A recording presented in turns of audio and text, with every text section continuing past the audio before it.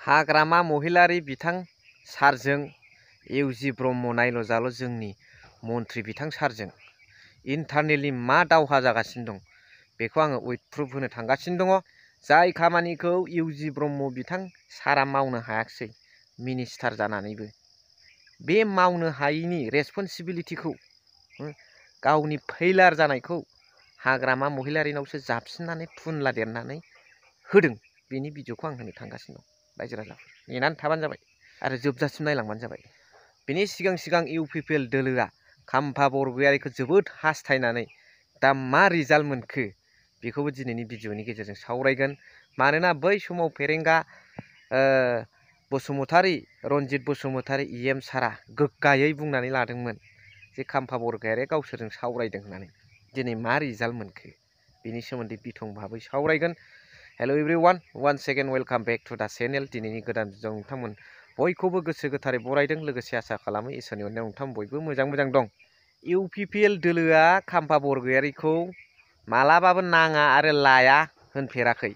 दिनै इउजि ब्रह्मआबो हास्थायदों आरो बै समाव जोंनि मानगोनां पावारफुल इएम रनजित बसुमतारी साराबो गोग्गायै दुगा खोथा बुंदोंमोन खाम्फा बरगयारि सारा एमपि इलेक्सननि उनावनो जोंजों फैगासिनो दङ, सावरायगासिनो दं होननानै। दिनै मा रिजाल्ट नुनो मोनखो? आरो इउजि ब्रह्म सारनि खुगानिफ्राय मा साननाय आरो मा पलिटिकेल गेम, पलिटिकेल भाषण नुनो मोनखो? डाइरेक्टलि होनाखैबाबो बिथाङा इनडाइरेक्टलि दिनै खाम्फा बरगयारि सारनि सायाव इउजि ब्रह्मआ इउपिपिएल दोलोनि जानानै जाबादि खाम्फा बरगयारि सारखौ इउपिपिएल दोलोआव हास्थायदों, लुबैदों, फैजानो लुबैदों, गुबुनाव थांनायखौ बादा होदों, बे खोथाखौ बिथांमोना स्पष्ट भाबै डाइरेक्टलियानो फोरमायनानै होबाय। नाथाय रिजाल्टआ मा? हाग्रामा महिलारि सारा मा बुंखो? बिनि भिडिअ क्लिप्सखौ होनांलायला, आं खुगाजोंनो बुंसै। मानोना नोंथांमोना मिथिखाबाय बिथां हाग्रामा महिलारि सारा बे गासैबो इउजि सारमोननि लुबैनाय, बिजेपिनि प्लेन खालामनाय बे गासैबो पइन्ट्सफोरखौ बिथाङा हेव खालामनानै मोनसे गोरा खोथा बुंदों आरो बिथांमोननि जाबादि नंखाय फाला फोलानाय बियो नङा होननानै फोरमान जादों। माब्रैहाय? जे हाग्रामा महिलारि बिथां सारा स्पष्ट भाबै बुंखाबाय जे खाम्फा बरगयारि सारखौ बेबादि मोनसे गुबुनाव थांगोन होननानै सावरायनायखौ नुनो मोनाखै आरो बिथाङा दासिमबो बिपिएफआवनो दं होननानै स्पष्ट भाबै क्लियारलि फुरा जारा फुरा फोरमायखाबाय। बेवहाय याद आमार बड'लेण्ड अनसलत बख'बा खरा रिपर्टार निउज पर्टेल हकले बारंबार बार हाग्रामा महिलारि सारक खाम्फा बरगयारी डांगरियार बिखय बार प्रश्न करियासे। तेखेत हकले एक बार में समझ में नहीं आता हमारे रिपोर्टर भाई लोग जो हमारे बडोलेंड एरिया में रिपोर्टिंग करते हैं, आप लोग क्या आप लोग हमेशा क्लू ढूंढते रहता है या जो सच है इसको प्रसार करने में सामर्थ रखता है? खेबसेजों बुजिनांगौ बिथांमोना जाखौ स्पष्ट भाबै फोरमायखाबाय क्लियारलि खाथां खोथायै। बेखौ जावले सोंनांगौनि प्रश्नआनो फैया। मा क्लू नागिरबाय थायो बुजिनो बाखि गैला। एक बार में समझ में आना चाहिए हमारे रिपोर्टर भाई लोग खाम्फा बरगयारी बीपीएफ पॉलिटिकल पार्टी को छोड़ के कहीं नहीं गया तो नहीं गया, समझ गया है ना? तो बेजों लोगोसेनो जे इउजि ब्रह्मआ खौसेथिनि सायाव हाग्रामा महिलारिखौ माबादि फुनलादों बे खोथाखौबो नै भिडिअ क्लिप्सनि गेजेरजों नायनानै लाबानो जाबाय। হলে ভাল, ময়ো আহ্বান জনাম। ময়ো বাৰে বাৰে কৈ আছোঁ যে এক হওক, কিন্তু এক হোৱা দীপান বৰুৱাই কৈছে হাগ্ৰামা মহিলাৰ কাৰণে আলোচনা প্ৰক্ৰিয়াটো বিফল হৈছে। তেওঁ উদ্যোগ লৈছিল যেতিয়া আৰু তেওঁ বিফল হৈছে বুলি কৈছে, তাত নিশ্চয় কিবা এটা আছে। কিন্তু মই এতিয়াও আজিও আহ্বান জনাম হাগ্ৰামাক পুনৰ বিবেচনা কৰক। কিন্তু তেওঁ যে নকৰে সেইটো মই জানো, ময়ো জানো তেওঁ নকৰে। কাৰণ তেওঁ এটা আন্দোলনক নেতৃত্ব দিছিলে, দল নেতৃত্ব দি আহিছে, 17 বছৰ নেতৃত্বত চৰকাৰ চলাই আছে। এটা পৰ্যায়লৈকে তেওঁৰ এটা আশা থাকিব, 2025লৈকে তেওঁ মানে চেষ্টা চলাই থাকিব আকৌ ঘূৰি আহিব পাৰি নেকি। 25ৰ পিছত হাগ্ৰামাৰ চিন্তা যদি চেঞ্জ হৈ যায় এইটো মই ক'ব নোৱাৰোঁ।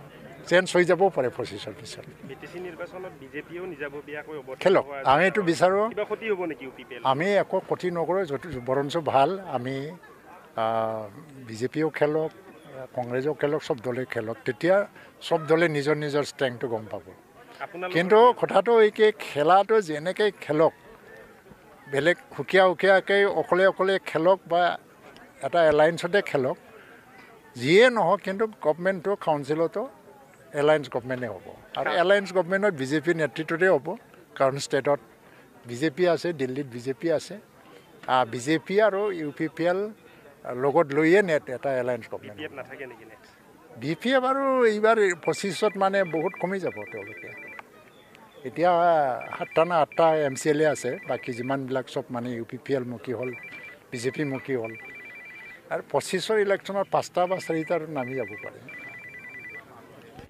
दा बेवहाय साननो गोनां बाथ्राया बे सादा सिदा बिथां हाग्रामा महिलारि सारखौ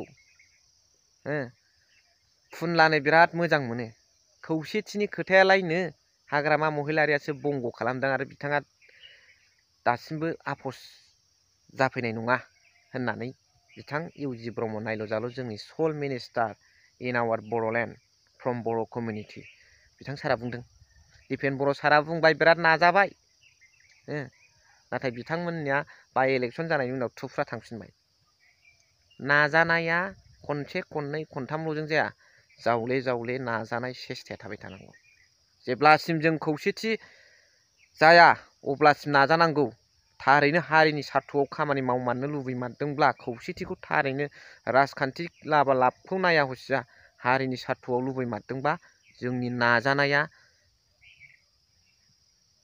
थाबाय थानांगौ बे खनसे खननै नाजानानै सिरि थानायखौ आलादा बुजियो रायजो राजाफ्रा खारन दिनै UG ब्रह्म सारा बेबादि खोथा बुंनायाबो लासिंसिं बाथ्रा बिथां हाग्रामा महिलारि सारनिफ्रायबो गोबां खेब सावरायनो लिडारफ्रा थांदों सेनियर नेताफ्रा थांदों नाथाय दिनै बाय इलेक्शनाव मोनसे प्रसार खालामदों बेनिफ्रायसो बे सावरायनाया बन्द जादों नङा होमबा बाय इलेक्शनाव खौसे जाखानोसै होननानै रायजो राजाफोरनि सिगाङाव मा फोसावहैया BPF गैला UPPL जों BPF जों ज' खौसे जाखाबाय ओंखायनो BPF आव भट होनानै लाब गैला UPPL आव होदो मा गेम बियो मा पलिटिकेल गेम बिनि थाखायनोथ' हाग्रामा महिलारि सारा सासे सेनियर रिभलिउसनारि बेकग्राउन्डनिफ्राय फैनाय सासे BTC खौ 17 बोसोर सासन खुंनाय सासे दैदेनगिरिया बे खोथाखौ बुजिया नामा बे खोथाखौ बुजिनो मोना नामा मा गेम गेलेनो नागिरदों बेयावसो जादों खोथाया नङा होमबा रायजो राजाफोर बेयावसो जादोंना पइन्ट्सफोरखौ थाल लानांगौ रायजो राजाफ्राबो आरो नोंथांमोना माबा मोनसे प्रपार नलेज दंबावोब्ला कमेन्ट्स हरबानो जाबाय कमेन्ट बक्सआव आं नेनानै थागोन स' थेंक इउ फर वाचिं लाभ इउ अल